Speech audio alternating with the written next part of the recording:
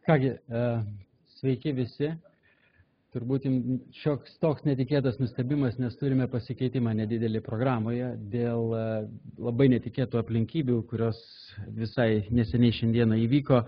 Deja, Ilja negalėjo atvykti. Todėl atvykau aš, Mindaugas Glodas, kartu su šiek tiek platesne komanda, kuri betarpiškai dirba su bitkoinais. Tai Valdas ir Paulius, kurie visai neseniai yra pradėję šitoj srity startupą.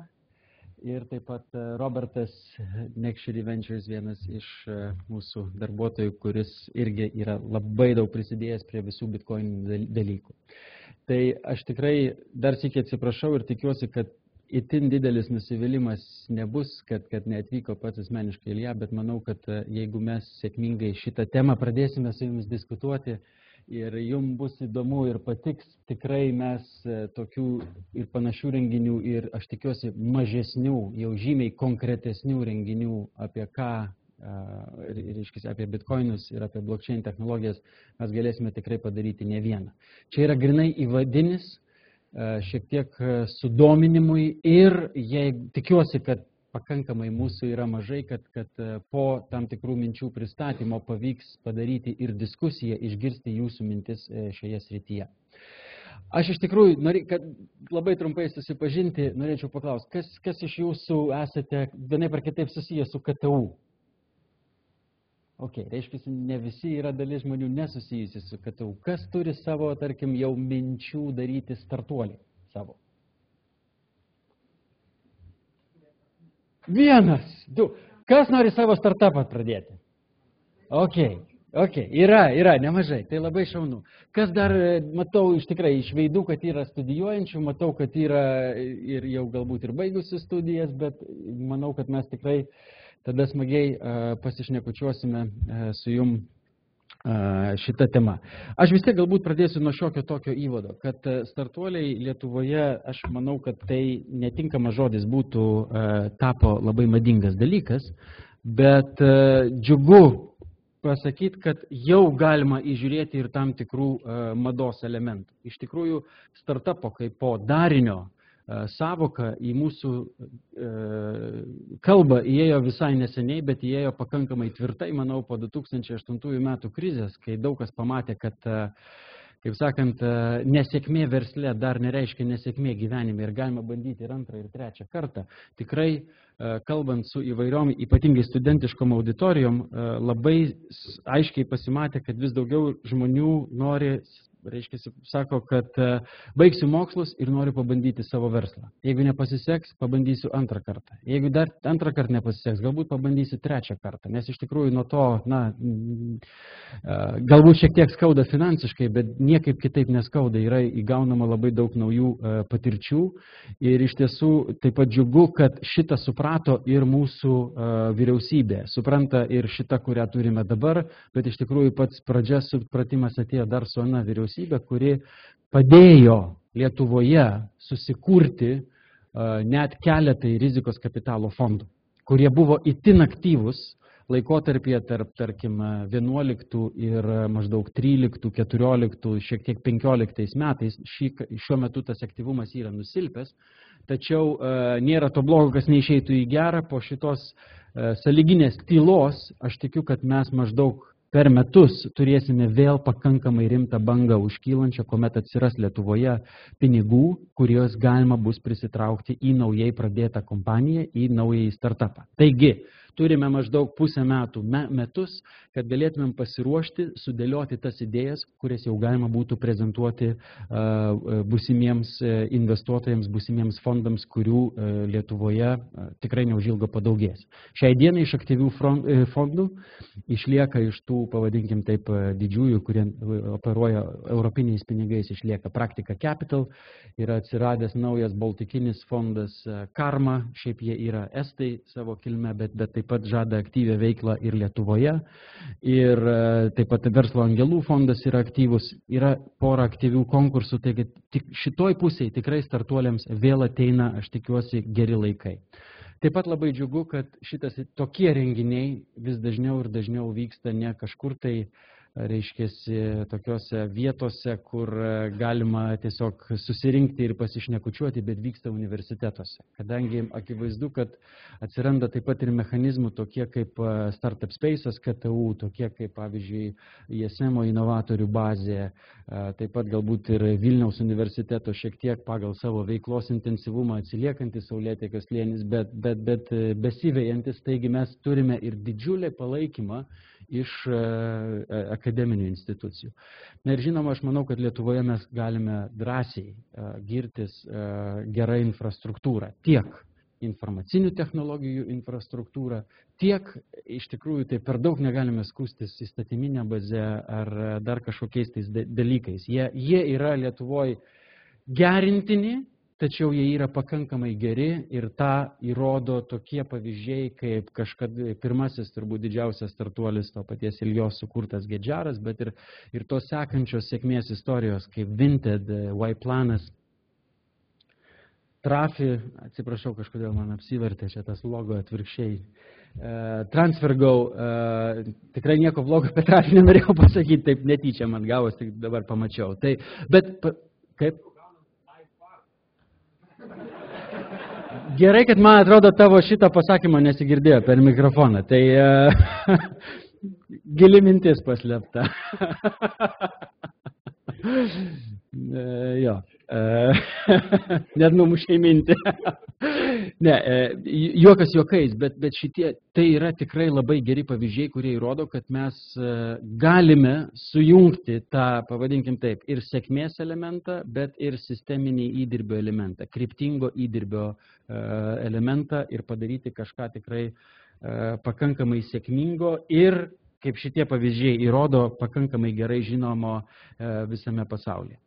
Iš tiesų, ant tos bangos prieš porą metų atsirado ir Nextchery Ventures, kuomet mes kartu su Ilja ilgai diskutuodami nusprendėm, kad reikia kažką tai padaryti tokio, kas galbūt nebus tradicinis fondas, investuojantis finansiškai tik tai į startupus, bet bus inkubatorius su labai aiškiai išreikštais fondo elementais, bet kur mes iš tiesų stengsimės identifikuoti idėjas, kurios gali būti perspektyvios per tam tikrą laikotarpį, pakankamai naujos, galbūt kartais net ir patikrintos, bet iš tikrųjų esame tas inkubatorius, kuris atradęs tam tikrą įdomią idėją, po to ieško tos idėjos potencialių bendra autorių, kad susidėjus kartu įvairius resursus, kas piniginius, kas gali būti iš mūsų pusės, kas savo darbą, laiką, mintis, idėjas, imti ir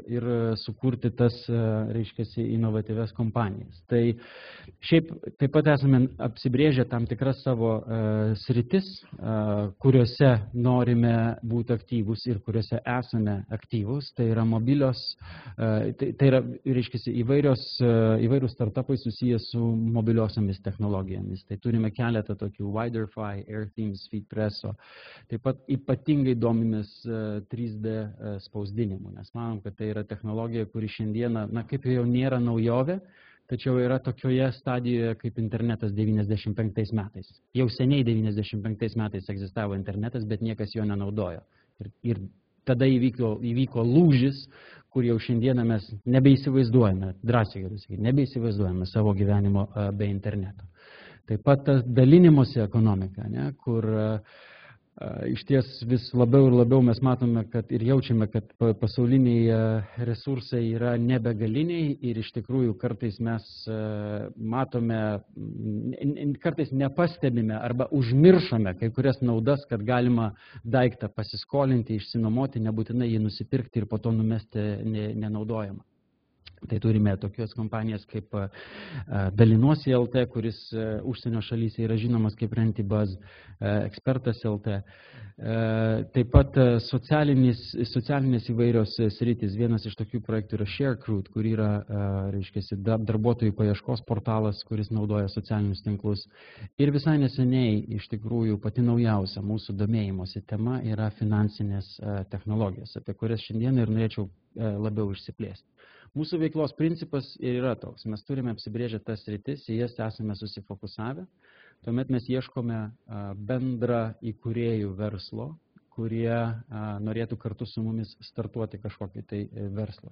Ta verslą kartu startavę mes tikrai įdedame daug ir laiko pastangų, ir pavadinkim tai, panaudojam savo įvairių pažinčių ir aišku, tame tarpe ir pinigų, kad tas verslas vystytųsi. Tai tas developmento ir fundingo funkcija, jinai sukasi ratu, kartais reikia įdėti pinigų, kartais reikia kažką tai naujo sukurti, vienas kitą labai aiškiai palaiko ir iš tiesų stengiamės, kad tos kompanijos sėkmingai augtų. Šiai dienai esame jau paleidę 10 kompanijų, kelios iš jų, aš manau, kad labai greitų laikų, fingers crossed, kaip sakant, tikrai turėsime labai įdomių ir gerų žinių, bet kaip patirtis rodo, ką aš minėjau, kad turime metus pasiruošti finansavimo atėjimui, tai ir su tais startuoliais. Startupas taip atrodo labai kažkas tai greito, ne? Tai nėra būtinai labai greitas dalykas. Tai iš tiesų yra rimtas verslas, kurį pakankamai inovatyvų kartais tu darydamas turi ne tik tai sukurti patį mechanizmą, kaip tas verslas veikia, bet ir turi sukurti arba atrasti tinkamą terpę tam verslui gyventi, tinkamą klientą ir taip toliau. Tai vat, iš tiesų turime tos tokius 4 pagrindinius elementus, kaip mes veikiame savo inkubatoriuje. Na ir tas paskutinis community elementas, tai yra mūsų pastovus toks ryšys su įvairiom tiek valstybinėm institucijom, tiek mokslo institucijom, kad pastoviai purenti šitą dirvą, pastoviai skatinti naujų idėjų atsiradimą. Ir tai nėra kažkoks tai altruistinis tikslas, jis yra pakankamai savanaudis, kadangi esame šitoj srity, tai mums yra be galo svarbu, kad mes aplink save irgi turėtumėm pakankamai aktyvę, pakankamai derlingą dirvą, kurioje mes tuos savo, reiškiasi, eksperimentus galėtumėm daryti. Ten buvo pažymėta, kad mūsų ta partnerystė su Ilja rėmėsi tuom, kad mes ateiname visiškai iš skirtingų sričių. Mano patirtis yra grinai tokia daug metų pakankamai praleista tarptautinėse korporacijose, Iljos yra pakankamai entrepreneriška visa gyvenimo patirtis. Ir aš dažnai naudoju šitą palyginimą formulės ir Dakaro ralio, kur iš tiesų korporacijoje gyvenimas yra labiau panašus į Formulę 1, kur tu važiuoji gerai žinoma trasa ir stengiasi kiekvieną posūkį vis tiksliau išimti, kad būtų didesnis greitis toje žinomoje trasoje, atidirbinėjai tuos jau žinomus elementus, žinomas formulės, bet stengiasi išpešti tą kokybę. Startupo gyvenimas yra, mano akim žiūrint, dabar jau iš patirties galiu kalbėti, yra labiau panašus į Dakaro ralį, kur tu važiuoji dykumą ir, asmeniškai nesu važiavęs, bet su Benediktu esu kalbėjęs, kur tu iš esmės, kaip ir maždaug nujauti, kas turėtų būti už to kalnelio, bet tiksliai nežinai, nes, irgi nesi niekada tenais važiavęs. Tai startupė taip ir yra. Yra pakankamai, reiškiasi, jautiesi kartais mažas, pakankamai jautiesi nežinas, ką darai ir ką reikės daryti po to, bet iš tikrųjų, kai įveiki tam tikrus etapus, yra žiauriai malonu pamatyti tą rezultatą ir pamatyti tuos atradimus, kuriuos galima šioje veikloje pasiekti. Tai iš ties, kalbant apie startupus, dar norėčiau galbūt pasakyti tos tokius 3 elementus, kurie mano akim yra labai svarbus darant startupą susifokusuoti. Tai visų pirma, aiškiai nusistatyti startupo tikslus, kad vis dėlto ne visada startupas nuo pirmos dienos yra kuriamas tam, kad jisai būtų ypatingai pelningas.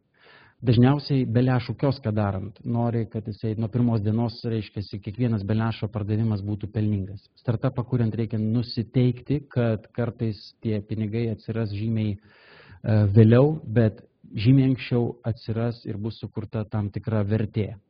Ir ta vertė gali būti realizuojama nebūtinai per pelno uždirbimą, bet iš tiesų tos vertės pardavimą kažkam tai kitam. Tokie pavyzdžiai yra labai turbūt geri ir visiems žinomi, kaip ir Skype'as, WhatsApp'as, kur iš esmės kompanijos niekada nebuvę pelningos, tačiau jas už milžiniškus pinigus nusipirko kitos korporacijos, todėl kad aiškiai matė, jog tie žmonės sukūrė vertingą daiktą, kurį prijungus prie korporacijoje sukurtų kitų produktų, bendra visuma gaunasi žymiai vertingesnė. Tai mano akim žiūrint, kol kas mes ypatingai kalbant su Lietuvoje patyrusiais pakankamai investuotojais ir verslininkais, mes dar nesame prie šito požiūrio pripratę, nes Lietuvoje dauguma verslų yra sąlyginai jauni ir, tarkim, ta verslo angelų investavimo tradicijos neturime, kitų dalykų. Tai, iš esmės mes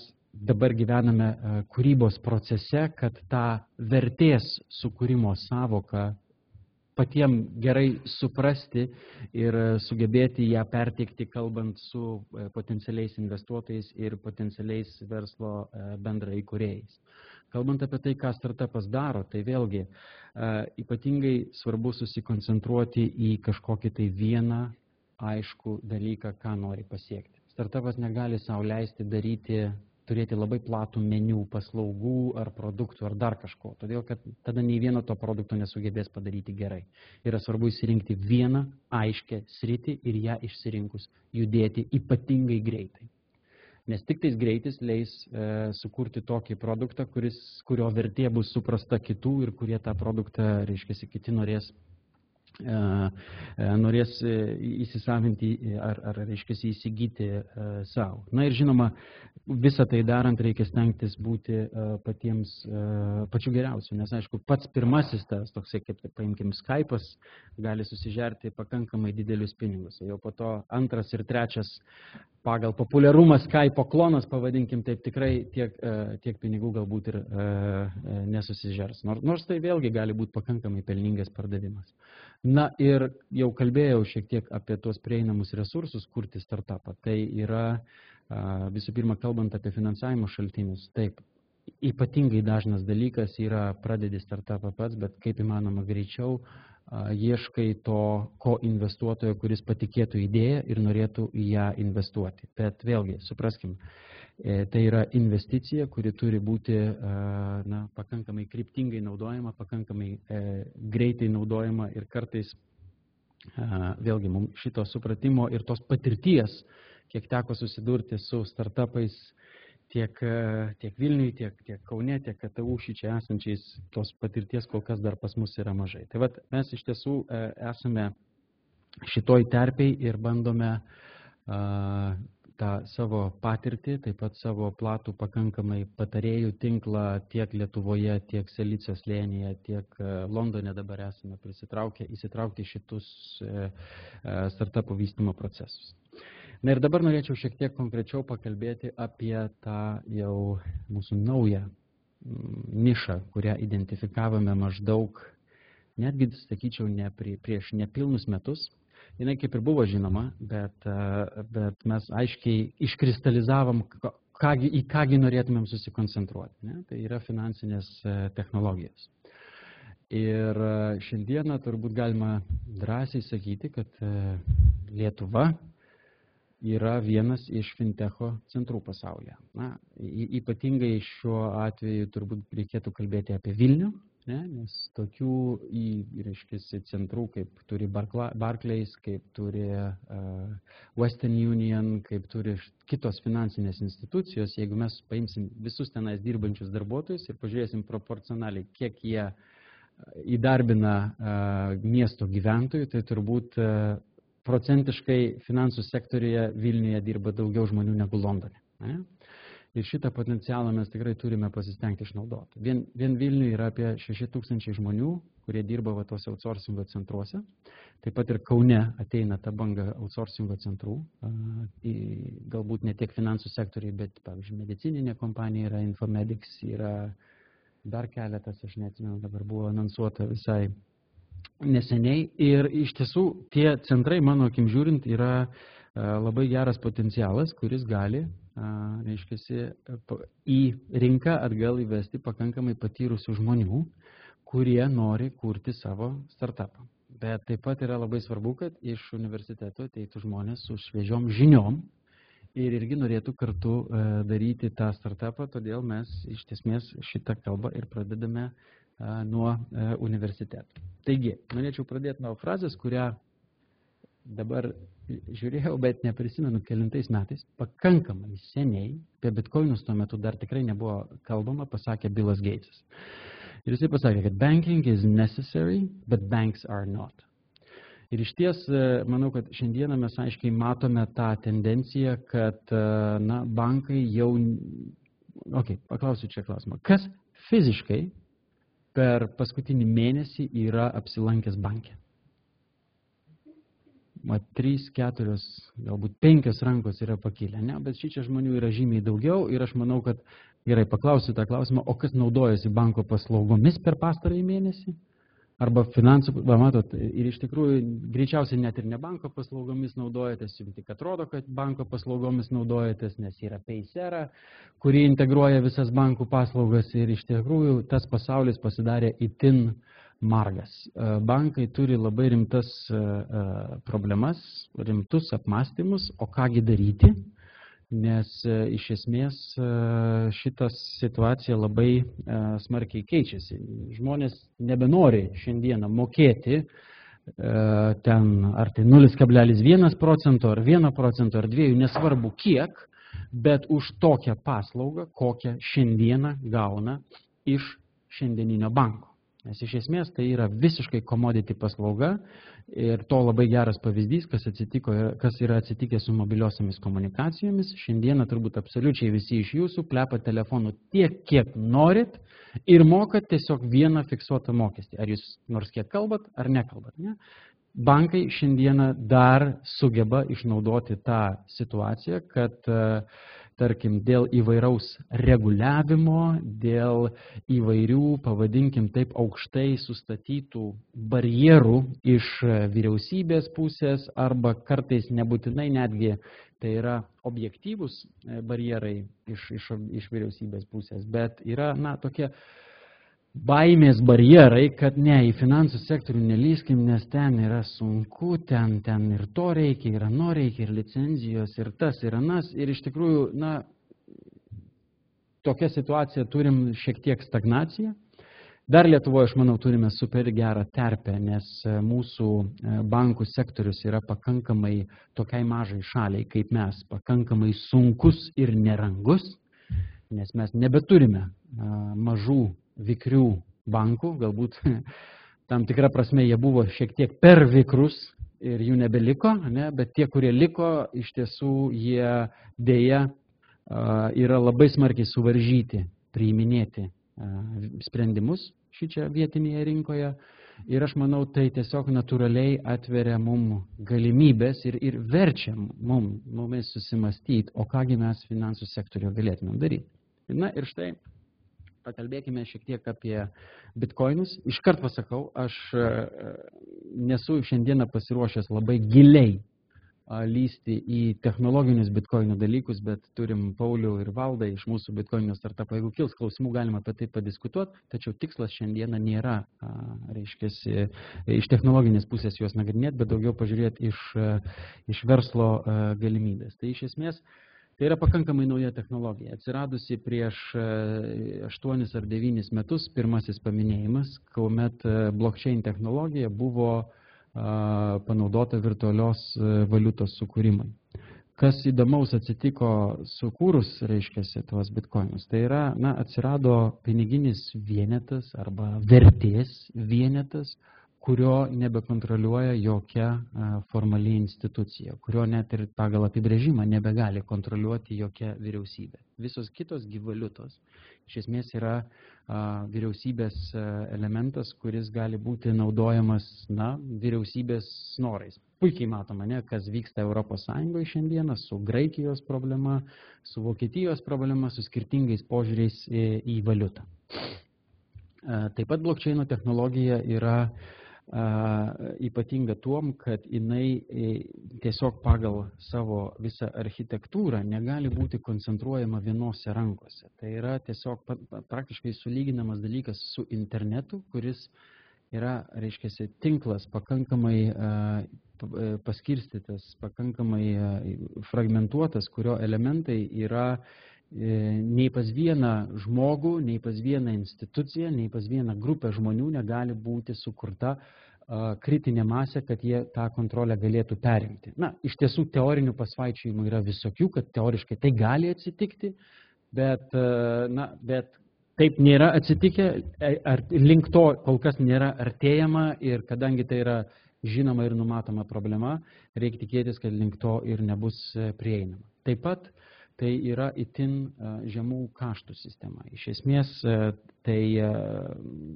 reiškiasi, vienai institucijai sukurti bitkoinų analogą būtų beprotiškai brangu, tačiau kadangi yra tiek daug žmonių, tiek daug tų, reiškiasi, minerių ir visų kitų sistemos dalyvių į šitą procesą įsitraukia, kad tie sistemos kaštai, jie yra labai plačiai išdalinti, todėl įėjimo kaštai yra pakankamai žemi, kad pradėti daryti kažkokius tai sprendimus pagrįstus konkrečiai kalbant apie bitkoinus. Tai iš tiesų yra ateities technologija, nes jinai yra nuo pat pradžių, nuo pat ištakų yra skaitmeninė technologija ir jinai neturi jokių, reiškiasi, kitokių išraiškų, jokių plastikų nėra, jokių nieko, yra naudojami įprastinis būdas tam pasaulyje yra naudoti ir mobiliuosius telefonus ir kitas priemonės. Iš tikrųjų, ne visai teisybė, nes jau dabar yra netgi ir suvenyrinės monetos, kuriuose yra, reiškiasi, galimybė turėti tam tikrą bitkoinų vertę, bet tai iš tiesų tai turi labiau suvenyrinę prasme negu kažkokią tai realią prasme.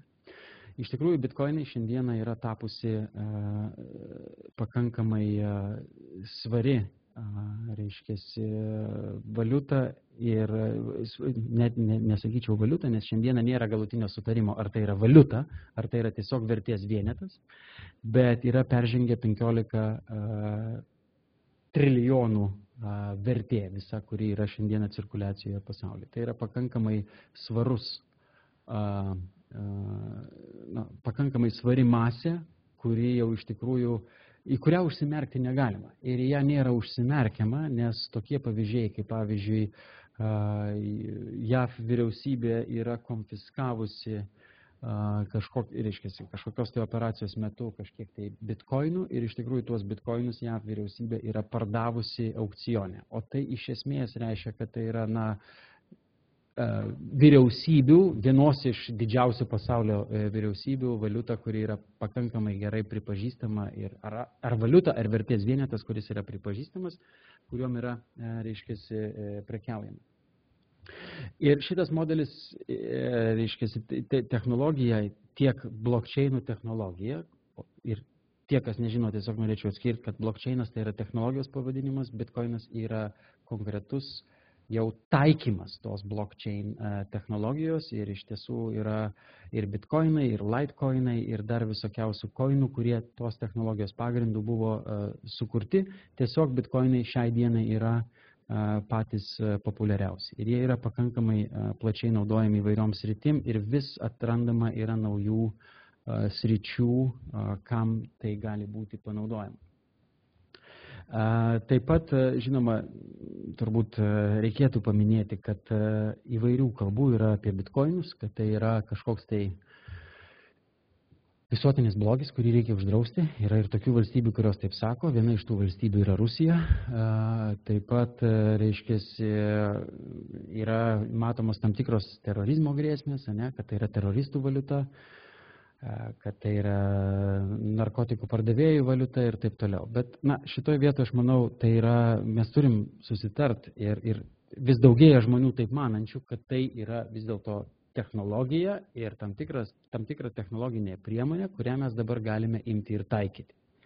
Tai išvedant šitą analogiją, jeigu aš sakyčiau, aš esu, pavyzdžiui, chemikas, tai jeigu aš esu labai geras chemikas, manęs dar nereikia uždarinėti kalėjimą, ar man uždrausti praktikuoti chemiją, nes ašgi galiu sukurti narkotikus, nes būdamas geru labai chemiku, aš galiu taip pat ir sukurti super gerus vaistus nuo vėžio. Tai vat yra iš tikrųjų lygiai tas pats, mano akim žiūrint, ir su bitkoinu. Taip, juos galima panaudoti ir blogiem, ir neteisingiem tikslam, tačiau mes turime kaip visuomenė atrasti būdą, kaip šitą puikią technologiją panaudoti įvairiem naujiem dalykam ir dalykam, kurie mus vestų į priekį, o ne stumtų atgal. Taip pat tai ne visiškai tas pats. Tačiau jeigu mes bitkoinus laikytumėm kaip vieną iš virtualių valiutų, tai virtualios valiutos kaip po tokios yra daugam labai gerai pažįstamos. Ir iš tiesų jau, aš nežinau, kada pirmoji virtuali valiuta atsirado žaidimuose, bet jinai jau yra bent 10-15 metų egzistuojanti tikrai ir tarp žaidėjų tai yra įprastas dalykas viens kitam pardavinėti įvairiausius uždirbtus taškus vienam žaidime ar kitam ir taip toliau ir taip toliau. Ir atsiranda įvairiausios priemonės, įvairiausi būdai tuos virtualius pinigus po to konvertuoti į realius pinigus. Iš tiesų yra visa kategorija žmonių, kurie žaidžia žaidimus tam, kad uždirbti virtualią valiutą, o po to tą virtualią valiutą parduoti už realius pinigus. Taigi mes, sakant, welcome į tą pasaulį, kur galbūt šiek tiek panašu į matricą, kur susijungia virtualus pasaulis su realiu pasauliu, bet tą šiandieną mes jau turime, jau toje aplinkoje gyvename. Taigi, einant toliau, manom, kad šiandieną tikrai per drąsu būtų ir nieks to nesiekia pasakyti, kad virtuali valiuta, bitkoinai ar dar kokie nors koinai staiga ims ir išstums tradicinę valiutą. Tačiau nieks netrukdo tai valiutai egzistuoti šalia, ar tam vertės vienetai egzistuoti šalia ir kurti kažkokią tai, reiškiasi, papildomą vertę, papildomai, ne papildomą, bet naujus verslo modelius, kurie galėtų, iš tikrųjų, mums atverti naujas galimybės, turėti tą integruotą sistemą, kur, pavyzdžiui, mano perkamų daiktų kaina priklausytų nuo, tarkim, mano finansinių pajėgumų arba, pavyzdžiui, mano medicininiai kaštai ar mano medicininio draudimo kaštai, pavyzdžiui, priklausytų nuo mano gyvenimo stiliaus. Ar aš vaikštau, ar aš moku už sporto klubus, ar aš valgau sveiką maistą, galbūt jeigu aš taip elgiuosi ir neturiu žalingų įpročių, arba nemoku už jokius žalingus įpročius, galbūt iš manęs reikėtų mažiau imti pinigų, jeigu aš susirgu. O tas, kuris reiškia, akivaizdžiai perka kažkokius tai daiktus, kurie kenkia sveikatai, jisai turėtų susimokėti daugiau už sveikatos apsaugą. Taigi visos šitos naujos priemonės, jos atveria tas duris šitiem taikymam ir integruotom sistemam, kur mes galėtumėm tokius dalykus matyti jau diegiamus. Atsiprašau. Taigi, technologiškai žvelgiant, sakau, nenoriu eiti į detalės, tačiau nežiūrint to, kad kai kas nori šitą faktą ignoruoti, jau šiandieną bitkoinai yra naudojami labai gerai mums žinomų įstaigų ir institucijų. Vienas iš pirmųjų mūsų regione buvo Air Balticas, kuris leido iš esmės už savo bilietus susimokėti bitkoinais. Man atrodo, pirmasis pasaulyje buvo Lenkų aviakompanija LOT. Taip pat daug finansinių institucijų šiandieną į bitkoinus yra atkreipusios dėmesį. Kaip pavyzdys gali būti Barclays bankas, kuris mums yra pažįstamas, nes turime bent 1500 jų darbuotojų iš čia Lietuvoje dirbančių. Jie visai neseniai investavo pakankamai didelius pinigus į vieną iš bitkoininių startupų. Vien tam investavo, kad suprasti, ką jie daro, kaip jie daro ir galbūt atrasti, o kaipgi jų banko procesai gali būti įtakojami, gali būti pagerinami, gali būti patobulinami naudojant bitkoinų technologijas. Iš tiesų šitie procesai, noriu pasidžiaugti, kad yra jau pakankamai smarkiai užkliudę ir Lietuvą. Ir aš nežinau, ar gal esat girdėję apie bitkoinų konferenciją, kuri vyko balandžio mėnesį? Girdėjot? Okay. Tai ir buvo tas trigeris, kuris mums aiškiai pasakė, kad apie tai reikia, kaip įmanoma, plačiau ir daugiau kalbėti, nes susidomėjimas buvo absoliučiai nerealus. Taigi, balandžio 8 dieną Vilniuje įvyko The Bitcoin Conference, tarptautinis renginys, kurio metu buvo per visą tą dieną praėjo apie 250 žmonių. Atvirai pasakysiu, mus tas labai nustebino. Nes mes pradžioje skaičiavome, kad norėtumėm prisitraukti apie 50 žmonių besidominčių šiomis technologijomis. Turėjom visišką anšlagą, jų atėjo 250, bet kas labiausiai nustebino ir iš tiesų labai pozityviai nuteikė, kad ne veltui aš čia įdėjau dalyvių sąrašą. Dalyvavo šitoj konferencijoje tokios institucijos kaip Lietuvos ūkio ministerija, Lietuvos bankas, Investuok Lietuvoje, Lietuvos Respublikos finansų ministerijos atstovai ir vienas iš koorganizatorių šitos konferencijos buvo Vilniaus miesto savivaldybė. Ir taip pat pagrindiniai sponsoriai buvo Barclays ir Tieto.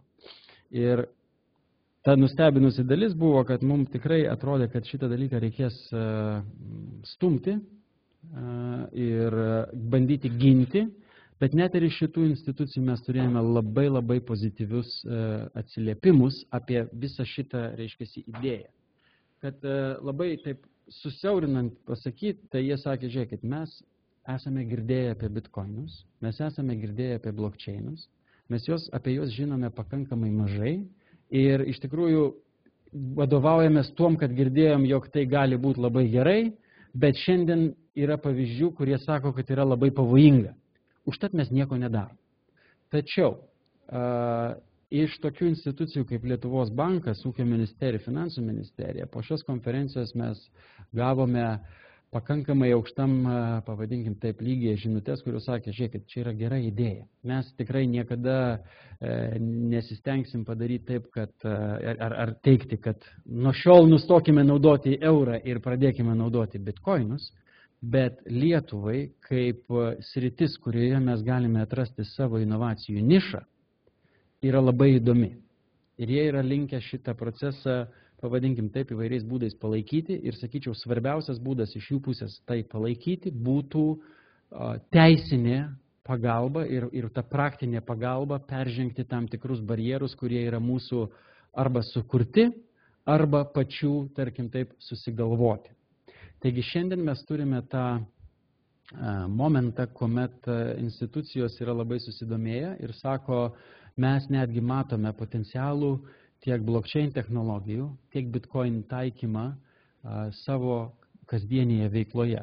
Nes iš tikrųjų bankininkystėje technologiškai tai būtų labai įdomus sprendimas, vietoj centralizuotų registrų, vietoj labai centralizuotų ir pakankamai pažeidžiamų duomenų bazių naudoti tą distributed bitcoinų ar blockchainų technologiją, kur, iš esmės pagal apibrėžimą, jinai praktiškai yra kol kas nenulaužiama. Nes tas kodavimo lygis jis yra šiandieną toksai, kur dar, jeigu jau bitcoinai bus nulaužti ir jeigu blockchainai bus nulaužti, tai iš tiesų tai reiškia, kad bet ką kita yra n kartų, n kvadratų ar kubų kartų lengviau nulaužti. Todėl visos tos institucijos yra atviros šitom inovacijom. Ir dar viena žinutė, kurią mes iš jų gavom ir vėlgi, kur matom galimybę pasireikšti startupam, yra ta, kad Lietuvoje turime daug tradicinių IT kompanijų. Aš galiu įvardinti keletą, bet nenoriu įvardinti nei vienos, parodydamas, kad kažkurį iš jų bloga, bet jūs žinote, apie ką aš kalbu. Tai yra stambios IT kompanijos, kurios diegia didžiosius sprendimus tiek sodrai, tiek mokesčių inspekcijai, tiek registrų centrui, tiek visai sveikatos sistemai ir taip toliau. Jos dirba labai senomis, atgyvenusiamis tradicinėmis IT technologijomis. Kada kažkas tai nusimanantis iš, tarkim, Lietuvos banko jų paklausia, ar jūs galėtumėt mum padaryti inovatyvų projektą ir paeksperimentuoti kartu blockchain technologijomis, jie atsako, žinome, galėtumėm. Ar jūs jau turite, reiškiasi, žmonių ir pavyzdžių, kad jūs kažkokiam tai lygmenį esate tai darę? Deja, tada atsakymas nebūna toks užtikrintas, o realiai paėmus, mes visi žinom atsakymą. Lietuvoje žmonių realiai prisilietusių, realiai dirbusių su blockchain technologijom ir bitcoin technologijom beveik nėra. Taigi yra galimybė milžiniška, nes Paulius šičia esantis turbūt gali patvirtinti, nes jisai yra technikas, tai nėra super sudėtinga, super kažkokia tai sofistikuota technologija, tiesiog technologija reikalaujanti bendro susėdimo žmonių nusimanančių technologinius dalykus ir žmonių nusimanančių verslo procesus, kad tas žinias sujungus šitose technologijose galėtume pradėti kurti kažką tai naujo.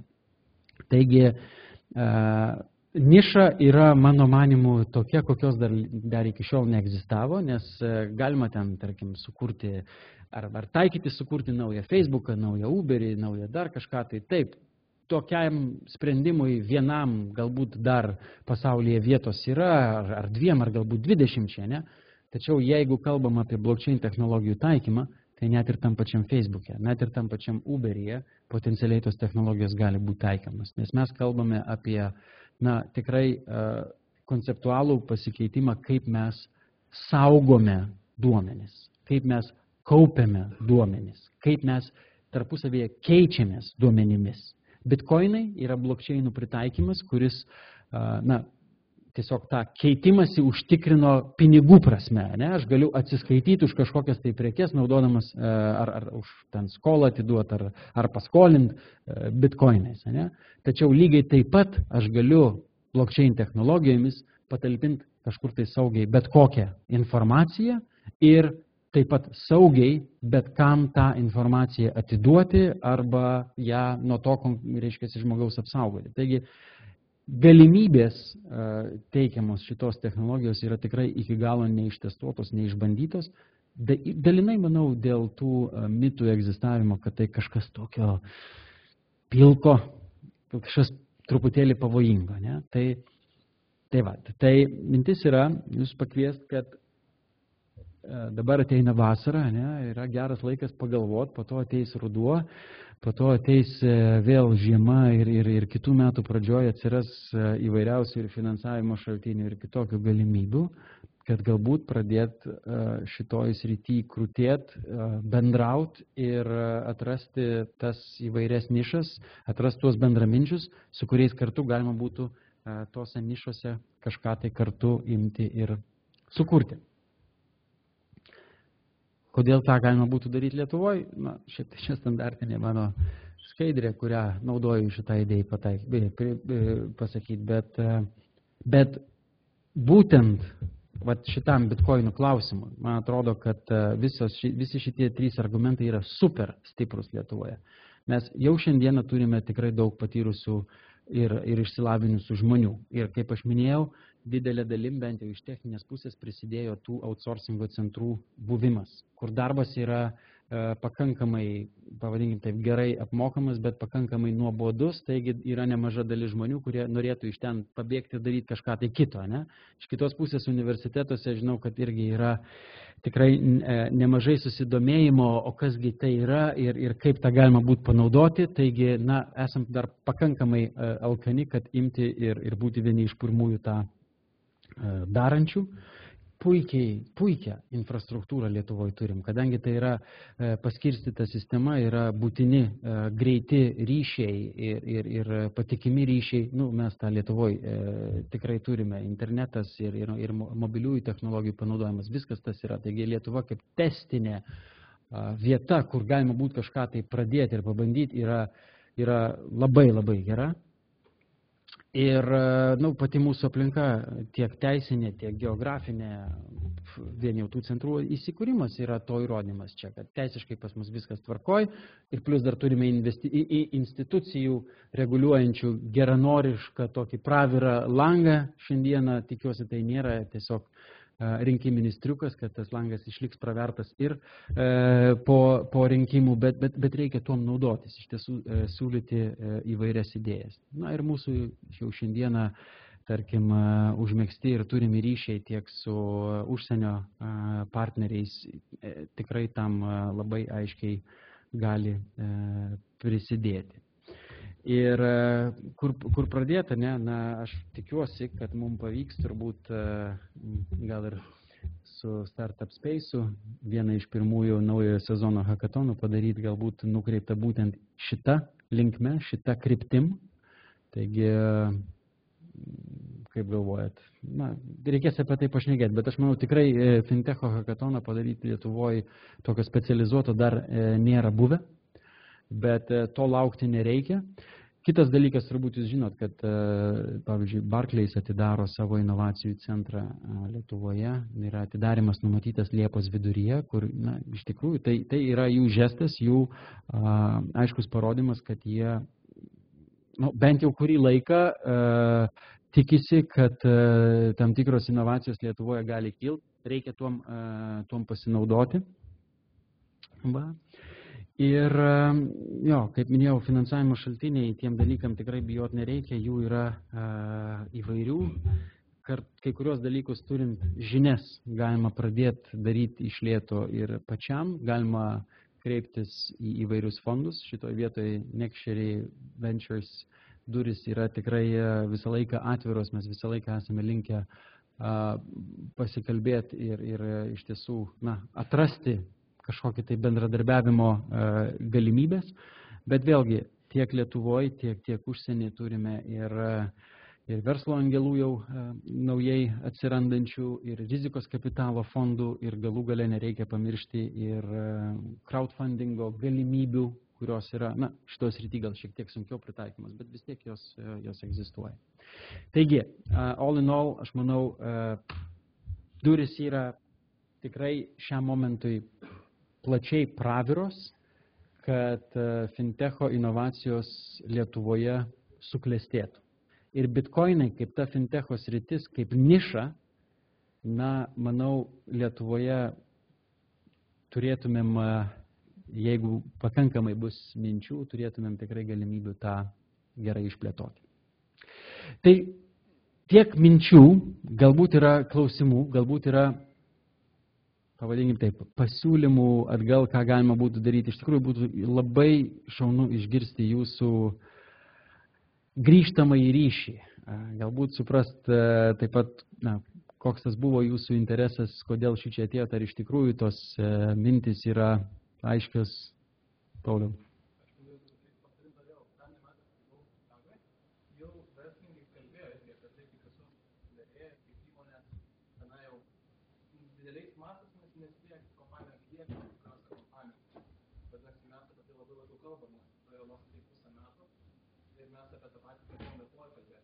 Ieškoti galimybių, kaip mes ir mūsų, ne? O ten panašu, kad jeigu kokią metų skaitytos, dabar jau metų.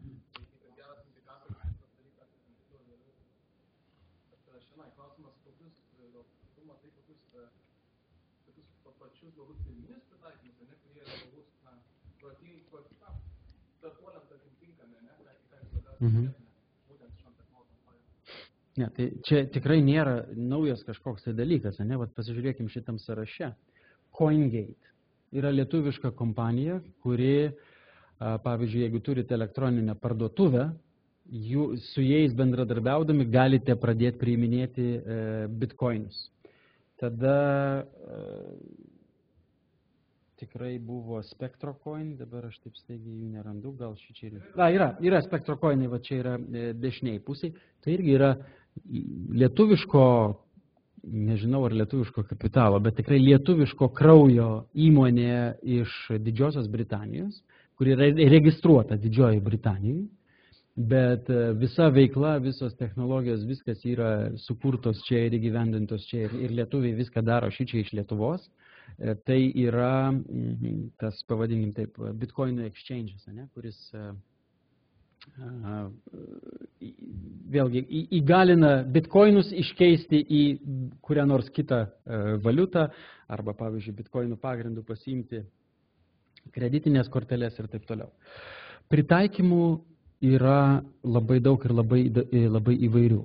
Pavyzdžiui, tokios kompanijos kaip Nasdaq, kuri vėlgi Lietuvoje turi apie 250 žmonių, man atrodo, specialistų dirbančių, kurie kūrė tam tikrus sprendimus.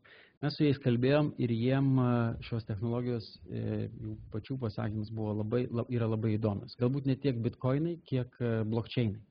Ir vėlgi, turbūt prieš kokius 2 mėnesius buvo pranešimas spaudoj, kad, man atrodo, Estijoje jie jau daro tam tikrus eksperimentus blockchain technologijomis ir paleido vieną iš Talino biržos funkcijų ant šitų technologijų būtent. Taigi, Na, prašau, net ir didžiosios institucijos jau krūta, jau kažką tai daro, netgi ir tokios, kurios, vat, kaip Nasdaqas, yra nelietuviška institucija, bet tas technologijas kuria šičia Lietuvoje. Labai per mūsų šitą konferenciją labai įdomus pristatymas buvo žmogaus atvykusio iš Barclays banko, kuris atsakingas už visą tą, reiškiasi, Barclays Rise programą. Barclays Rise yra tų, reiškiasi, tas inovacijų centras, kuris atsidaro Vilniuje, yra tos programos dalis. Ir šiai dienai jie jau turi ar 7, man atrodo, centrus, kurie veikia kitose šalyse. Ir jam iš auditorijos uždavė tokį gana aštrų klausimą. Jo klausė, ar tu kaip banko atstovas tiki, kad po ten, tarkim, nesvarbu kiek metų, ar 5, ar 7 metų, tai netiek svarbu. Ar bankai tokie, kokie yra šiandieną, išliks? Ir jo atsakymas buvo vienareikšmiškas ir pakankamai griežtas. Tikrai ne. Taigi bankai tą žino, bet bankai yra pakankamai lėti savo transformacijai. Bet nežinau, tie, kas domisi finansų technologijom, tai nežiūrint to, kad Lietuvoje šiandieną mes, tarkim, taip neturime arba turime labai mažai likusių lietuviško kapitalo bankų ir jie yra labai maži ir turbūt tradiciniam technologijom naudojantis jiem užaugti būtų jau labai sunku, ne? Ten, tarkim, paimkim, nežinau, medicinos banką. Jie to ir nesiekia ir turbūt puikiai supranta, kad net jeigu ir norėtų to nepadarytų, tapti matomų labai aiškiai visose, reiškiasi, nišose. O kokia jiem išeitis augti? Tai galbūt taikyti šitas naujas technologijas. Taigi yra labai daug rinkos žaidėjų, kurie šiandieną šitų technologijų netaiko, tačiau netaiko dėl nežinojimo.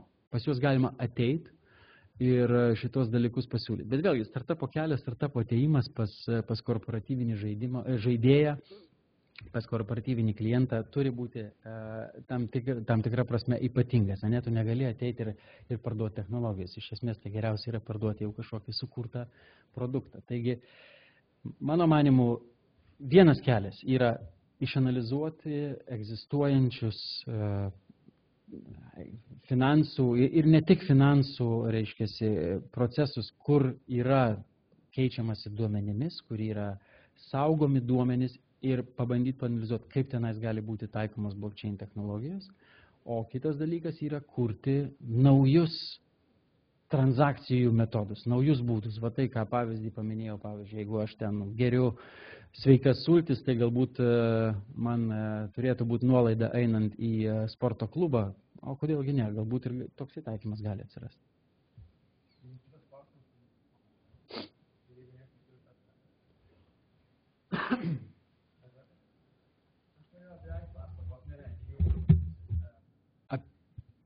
Tai norėjau paklausti, čia yra startuolis, su kuriuo jūs dirbat, būtent Bitcoin startuolis. Gal būtų galima išgirsti praktiškai, ką tiksliai jie daro ir kaip sekasi?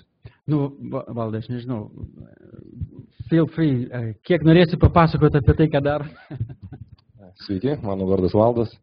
Mes su Paulium kartu su Ilja ir Mindaugo kompanija Nextory neseniai pradėjom darbuotis kartu, kūrėm bendrą startuolį ir aš su savo patirtim 10 metų darbo banke, 10 metų verslo konsultavimo tiesiog atradau sritį, kurioje galima kurti naujus dalykus kartu su rizikos kapitalu ir daryti tai, kas man įdomu. Ir šiuo metu kūrėme mokėjimų paslaugą verslo klientams, kurie galėtų greitai ir stipriai pigiau negu bankos atlikti tarptautinius mokėjimus, keisti valiutą.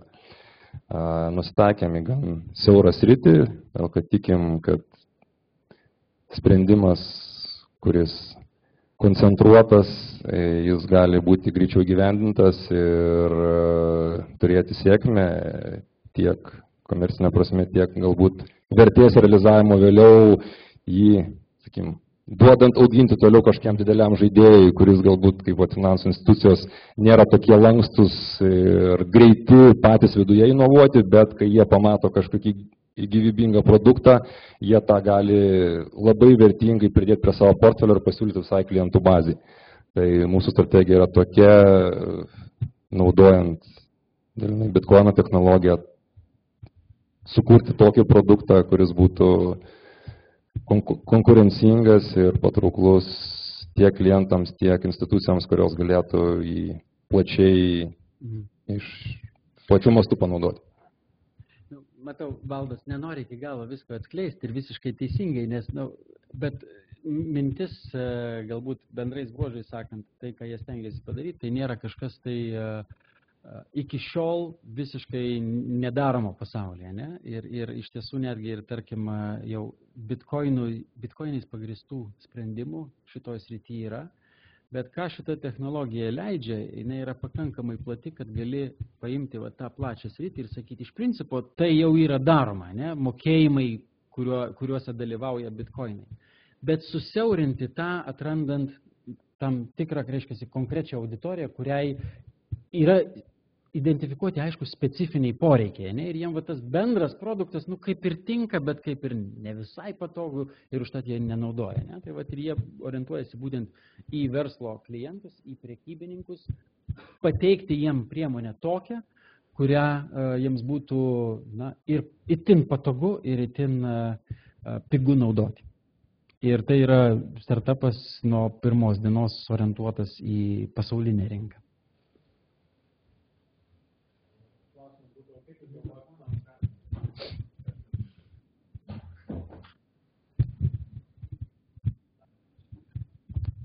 Labadiena.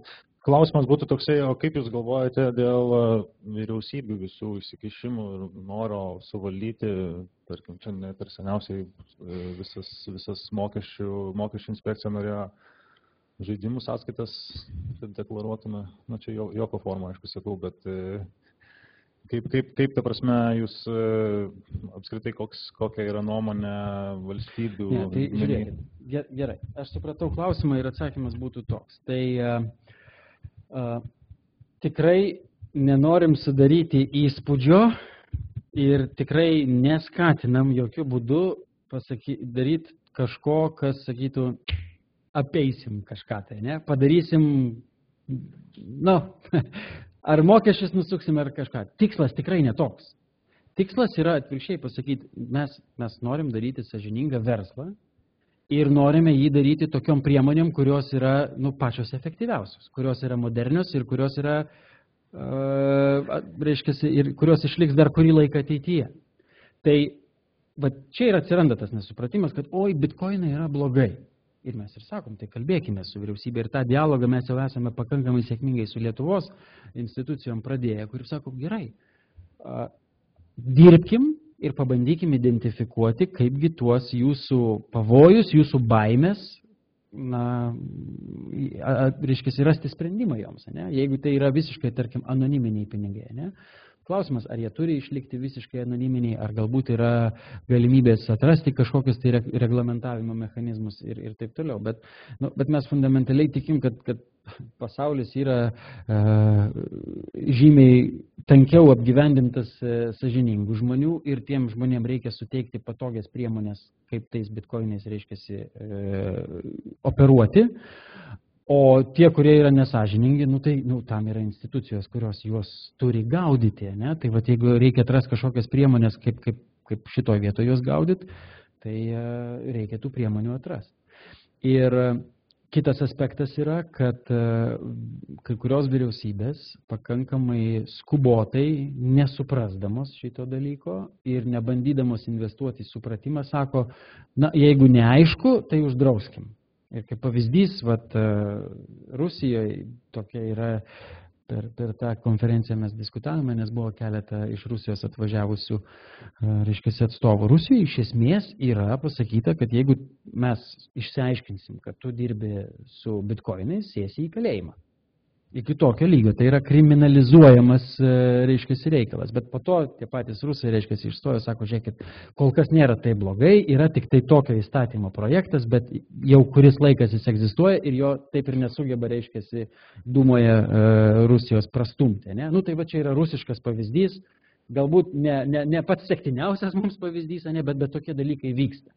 Kinija turi savo požiūrį, Japonija turi savo požiūrį, bet sakau, va, tokie dalykai kaip JAV vyriausybė, jeigu aukcione parduoda patys bitkoinus, nors sakyčiau, tai jau yra įrodymas, kad jie legitimizavo, kad tai egzistuojantis daiktas ir nieko tame ypatingai blogo nėra. Ne? Nu, narkotikų aukcionuose kol kas jie nepardavinėja, juos naikina. Ne? Tai manau, kad čia yra tiesiog laiko klausimas ir įdirbio klausimas, kad tuos dalykus keisti. Ir žiūrėkit, šitoje vietoje aš sakyčiau, man vis nepavyksta išvengti panaudoti pavyzdį kaip Estija. Reiškia, Estijos pavyzdį kokį nors. Tai Estai yra daug dalykų padarę tokių, kuriais po to seka likęs pasaulis. Estai vieni iš pirmųjų paleido e-rinkimus. Ir jie netobulė, jie visiškai netobulė. Bet jie buvo pirmieji, kurie uždavė toną ir kurie dabar, reiškia, iš tų dalykų bando, pastatyti visos šalies marketingą pakankamai sėkmingai. Kitas dalykas, Estijoje, pavyzdžiui, naudojamas elektroninis parašas. Vėlgi buvo viena pirmųjų valstybių, kurie elektroninį parašą pradėjo naudoti. Bet čia yra vienas įdomus niuansas, kad, tarkim, kai jie tą pradėjo elektroninį parašą naudoti, jie prasišovė vienoje vietoje, kad jie pradėjo naudoti labai pasenusias technologijas. Jie pradėjo naudoti tas čipinės korteles, kur yra, reiškia, čipukas ir, pavyzdžiui, Lietuva, tam tikrą prasme, jos yra prašokusi, nes Lietuvoje čipinės kortelės nors ir yra padarytos, bet jos nėra plačiai naudojamos. Dauguma žmonių, kurie naudoja mobilųjį parašą. Beje, kas iš čia esančių naudoja mobilųjį parašą? Šiaip įdomu. Vis dėlto tik tai pusė šitos auditorijos. Tai jeigu išeitumėt šiaip gatvėje paklausti, tai turbūt daug kas net ir būtų negirdėję apie tokį dalyką kol kas. Tai visos naujovės jos sunkiai skinasi kelią, bet tos naujovės, kurios yra bent kiek future proof, aš sakyčiau, tikrai verta tą daryti, nes jau jeigu atrandi tą kelią, tai po to jom gali pakankamai ilgai eiti. Sveiki. Aš kaip tik pratęsimui to, ką jūs jau dabar minėjote, norėjau paklausti apie priemonės, kurios yra ar būtų susijęjamos su bitkoininiu atsiskaitimu ar ne. Tai kas tai būtų, ar tai bankinės kortelės analogas,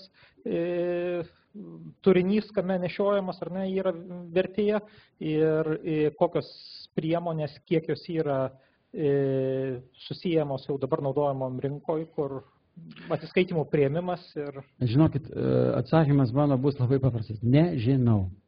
Nes, reiškia, nors aš ir esu naudojęsis ir atsiskaitinėjęs bitkoinais, bet mano akim žiūrint, šiandien egzistuojančios atsiskaitimo tos jau pačios priemonės bitkoinais yra beprotiškai nepatogios. Beprotiškai nepatogios ir kol kas reikalauja tikrai entuziastų, kad tuos atsiskaitimus daryti. Bet tai va čia ir yra niša, o kaip padaryti, kad tas būtų, nereikėtų žiūrėti, čia reiškiasi vienas, čia eina skaičių, čia kitas, kaip čia man ką reiškiasi, su kuo sušviesti, žiauriai nepatogu. Bet tai kol kas, manau, kad nepatogu yra dėl to, kad tai daugiau užsiiminėja tuom technologijas nusimanantis žmonės, kuriem tai patinka. O kol kas pakankamai mažai yra žmonių, kurie prisideda prie verslo inovacijų. Čia yra, mano akim žiūrint, žiauriai didelė niša. Bet neapsistokim ties bitkoinais kaip mokėjimo priemonė. Tai nebūtinai yra tik tai mokėjimo priemonė.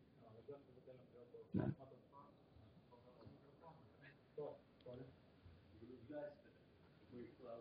Tai labai jam reikės bėgioti aukštyn žemyn.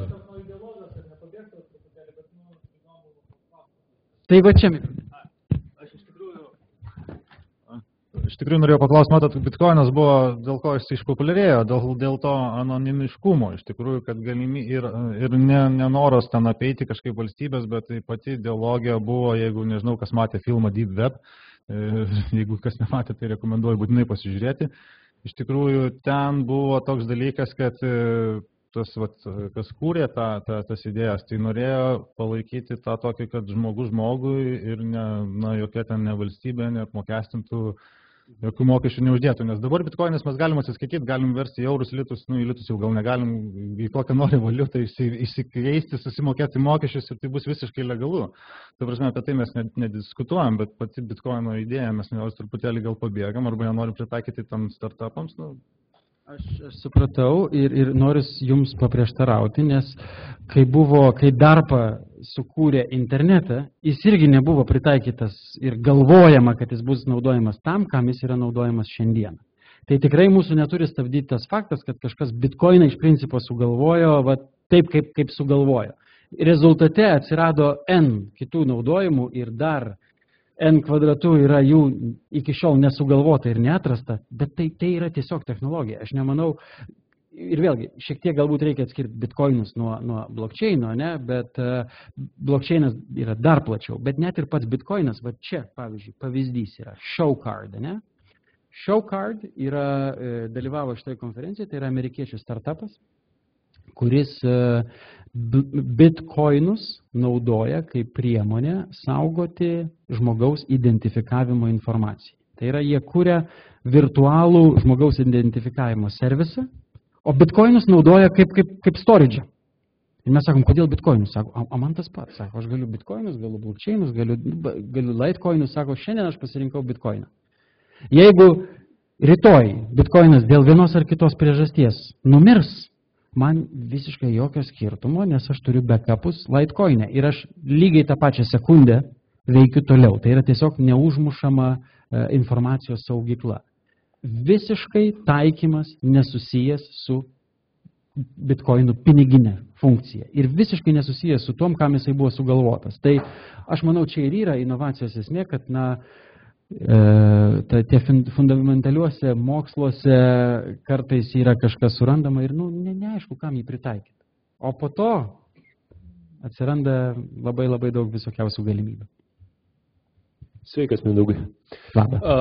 Mes savo įmonėse irgi kuriam digital produktus nuo pat pradžių ir iš tikrųjų stengiamės būti kuo švaresni. Turiu omeny švaresni, tai nuo popierių, nuo dokumentų, kurie yra, nuo to kalno dokumentų, kurie kaupėsi. Ir tiesiog galvojam ne tik apie savo produktus, bet galvojam nuolatos ir apie visą ekosistemą, kurie aplink mūsų auga.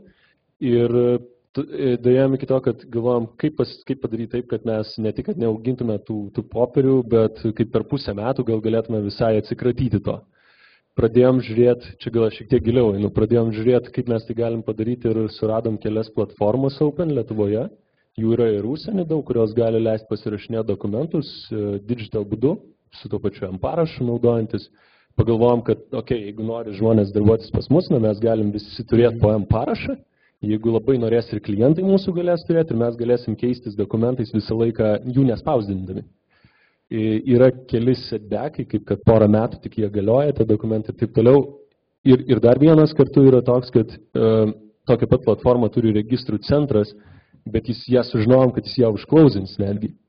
Tai mano klausimas galbūt toks, mes galvojam kartu ir apie bitkoinus, ir mums jie labai įdomus atrodo, ir bendrai apie kriptovaliutą.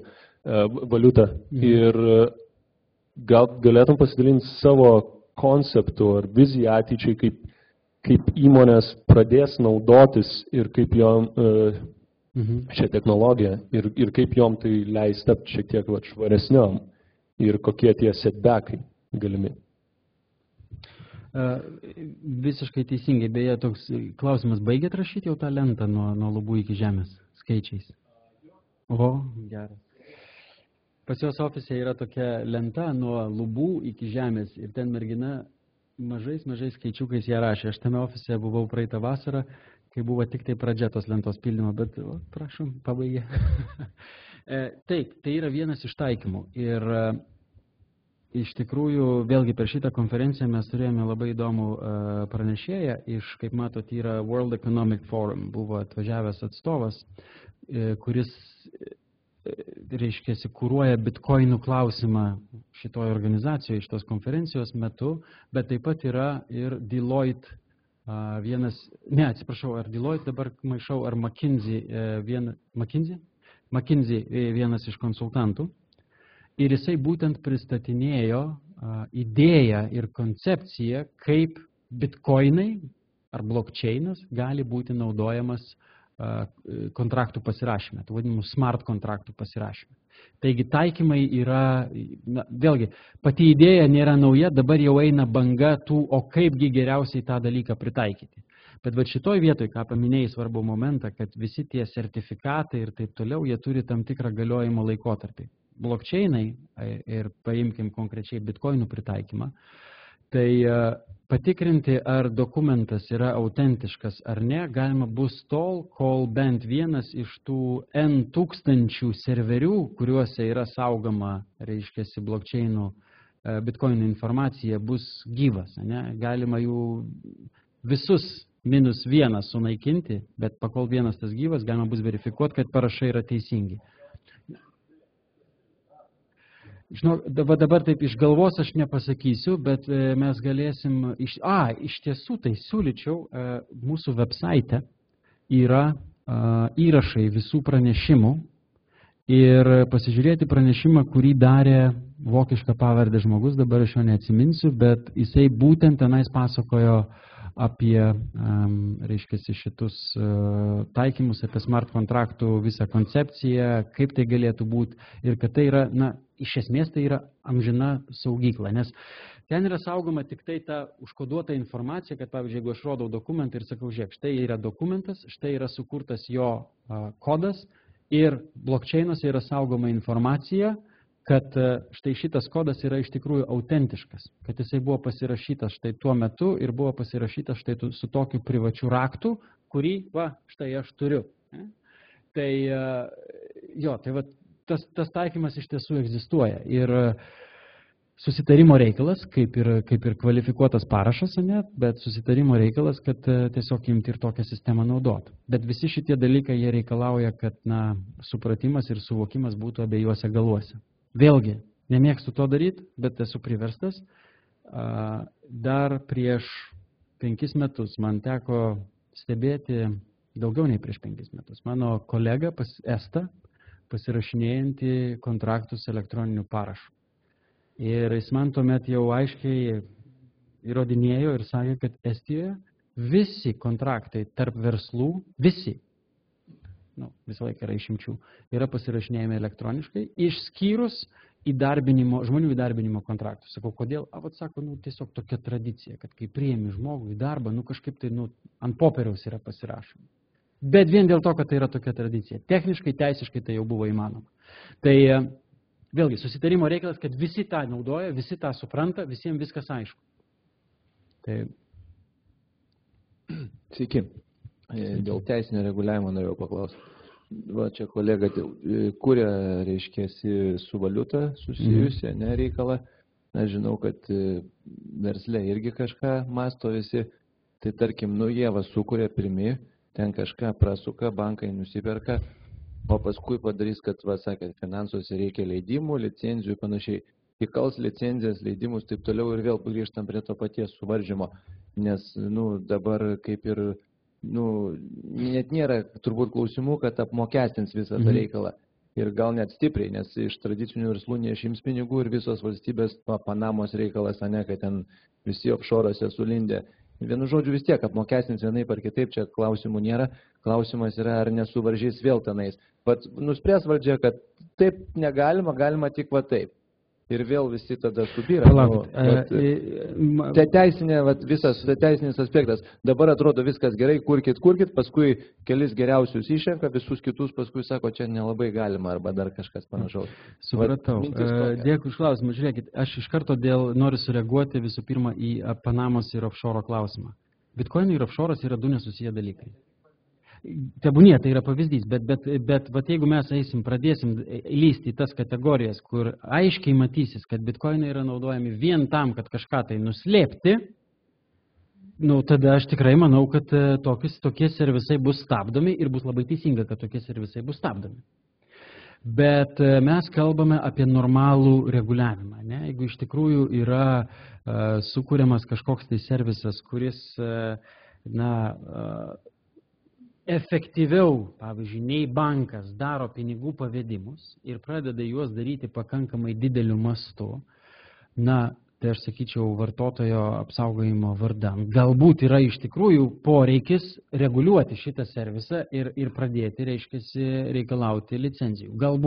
Galbūt ne, bet be bandymo ir be dialogo mes šito nežinosim. Nu, paimkim dabar klausimą, pavyzdžiui, tų driverless cars, ne, be automobilių be vairuotojo. Ne? Šiandien tokie automobiliai yra sukurti, kuomet aišku, kad įstatymiškai nėra leidžiama, kad automobilis važiuotų be vairuotojo. Bet tai yra kuriama. Aš sutinku, jūsų argumentas bus, tai kuria Google, turi daug pinigų ir visa kita. Bet Google kažkada prasidėjo visiškai neturėdami pinigų. Patikslint norėjau, gerai, įkūrė, teisingai apmokestino, visi kiti pažiūrėjo, kaip čia panašiai. Tai panašiai ir mes įkursim. Bet tada sakys, negalima. Nes, jau tik tai toks būdas leis, nes pagaunat mintį, ką noriu pasakyti. Ta prasme, dabar dar nesugalvoja, kaip ten neužkoduoti ir kaip paleisti pavedimus internetu, kad visi galėtų atsiskaitinėti, ten kompanijos. Vieni įkūrė, ten kažkuris bankas ar keli bankai nusipirko, ten skirtingi, bet visus kitus, tarkim, kaip nors ten, pristabdys. Reiškia, tai jūs čia sukat, gerai, o jeigu biški kitaip įkursim, tarkim, įsikiša Lietuvos bankas, panašiai mes žinom, kaip jie moka, kas jiem nepatinka užstabdyti, ne? Tai tiesiog supratau. Jūs, matau, kad Valdas mūsų, reiškia, kelia ranką, jisai daug metų bankė ir daug dirbė su reguliavimu, tai manau, kad bankingo reguliavimas ne visai taip veikia. Labai suprantu klausimą, aktualumą, sakim, to reguliavimo, kontrolės, pavojus, kad bus stabdomas progresas, inovacijos. Aš buvęs bankų pusėje, po to labai kritiškai pažiūrėjęs į bankų sistemą dabar vėl kažkiek prie to lėčiuosiu sugrįžau, nes pamačiau galimybės šito vietai pokyčiams. Ir kokius aš signalus aš išgirdau iš institucijų, bent jau, sakykime, iš Lietuvos, bet jaučiasi ir iš kitų šalių toks, sakykim, fonas palankus tuo klausimu, kad tie patys reguliuotojai, centriniai bankai, jie mato, kad jie yra labai priklausomi nuo didžiųjų bankų. Ir jie mato tą patį pavojų, kad kai atsiranda problemos finansų sistemai, kurios dar iki šiol neišspręstos, srėbti reikia centriniams bankams ir vyriausybėms. Dėl to jų požiūris į reguliavimą yra ne tik, kad dengti tuos didžiuosius ir leisti didiesiam veikti be konkurencijos, bet jie jau turi kitą tendenciją. Sako, mes norim kaip tik jiems sukurti konkurenciją, kad jie nesinaudotų tą, sakykime, išskirtinę buvimo dideliais ir svarbiais ir kai yra blogai, kaip sakykim, kol pelnas mes pasimam, o kai krizė mes ateinam pas vyriausybę ir parklupdom ją ant kelių. Tai tie reguliuotojai žiūri jau iš kitos pusės. Yra tokių signalų ir tas labai džiugina. Sakykime, iš Lietuvos banko girdisi tokie signalai, nes yra jauna karta žmonių, kurie mato ne tik stambių bankų gynimo pusę, bet jie žiūri ir vartotoją. Tai šitoj vietoj yra gerų signalų. Bent jau aš žiūriu pozityviai ir dėl to aš toj srity darbuojuosi. Atsakant į jūsų klausimą, viskas yra, mes turim vienokią patirtį ir manau, kad tai, ką jūs klausėt, yra pagrįsta tam tikra patirtimi, ne, kad taip vyko. Bet aš dabar paleidau saitą The Bitcoin Conference, ne, kur yra sudėti štai šitie visi įrašai. Aš tikrai jums siūlau paklausyti Mariaus Jurgilo įrašą. Marius Jurgilas yra Lietuvos banko valdybos narys, kuris, pavadinkim taip, kaip tik ir kuruoja šitą sritį. Ir aš sakyčiau, jo pasisakymas man buvo, šitą pasisakymą aš drąsiai galėčiau parodyti YouTube ir nukreipti bet kurį savo kolegą iš bet kurios kitos šalies, be jokios gėdos pasakyti, žiūrėkit, kaip žiūri mūsų institucijų vadovai. Skirtingai nei kai kurių, reiškiasi, kitų vyriausybės ir valdžios atstovų. Robertai, o čia yra visi pranešimai, ar yra tik tai tie, kurie yra? Nes aš dar norėjau duoti nuorodą į tos merginos iš European Banking Union. Atsiprašau, dar šita, A regulator's view of virtual currencies as the first use case of blockchain technology. Tai irgi jinai pateikia tą europinį, European Banking Unit, man atrodo, vadinasi, jie požiūrį ir analizę, ką jie darė apie bitcoinus ir blockchainus, tai ten, ne viskas rožiniam spalvom nupiešta, bet tikrai tokių gražių prošvaiščių saulės spindulių prasišviečia, kad šita technologija bus palaikoma. Ir sprendimai šitą technologiją grįsti.